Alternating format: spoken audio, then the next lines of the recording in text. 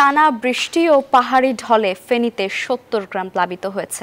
পানিবন্দী হয়ে পড়েছেন ১৩,০০০ পরিবার। সবশেষ খবর জানাবেন সহকর্মী নজির আহমেদ রতন। রতন, বন্যায় যারা ঘরবাড়িতে আটকা পড়েছেন তাদের উদ্ধারে কি পদক্ষেপ নেওয়া হয়েছে? বন্যায় যারা আটকা পড়েছে, পানিবন্দী হয়ে পড়েছেন, তাদেরকে এখন পর্যন্ত প্রায় ১০০ জনকে উদ্ধার করা হয়েছে ডিঙ্গি নৌকা সহযোগিতা নিয়ে। তবে বাকি মানুষকে উদ্ধার করার জন্য কিন্তু সেনাবাহিনী এবং কোস্ট গার্ডের সহায়তা চেয়েছেন স্থানীয় প্রশাসন।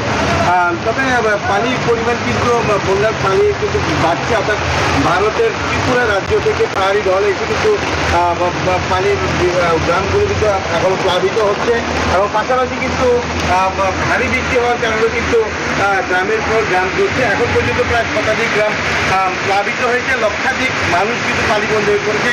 অনেককে বাড়ির স্বাধীনতে তাদেরকে আশ্রয় নিতে দেখা গিয়েছে। স্থানীয় স্বেচ্ছাসেবী সংগঠনগুলো কিন্তু নৌকার ব্যবস্থা করে মানুষকে উদ্ধারের চেষ্টা চালাচ্ছে এবং সুস্থ খাবারের নেওয়ার জন্য তারা আসলে অনেক চেষ্টা চালিয়েছে, কিন্তু প্রধান সড়কগুলোতে পানিতে তলিয়ে যাওয়া কিন্তু গ্রামের প্রবেশ করতে পারছেন না, যার কারণে কিন্তু সুস্থ খাবারও পৌঁছাতে পারছেন না স্বেচ্ছাসেবী সংগঠন এবং পক্ষ থেকে। এবং মানুষের কিন্তু আরও যদি ভারী বৃষ্টি হয় তাহলে কিন্তু আরও মানুষের দুর্ভোগ বেড়ে যাওয়ার বলে এখানটা স্থানীয়ভাবে জানিয়েছেন।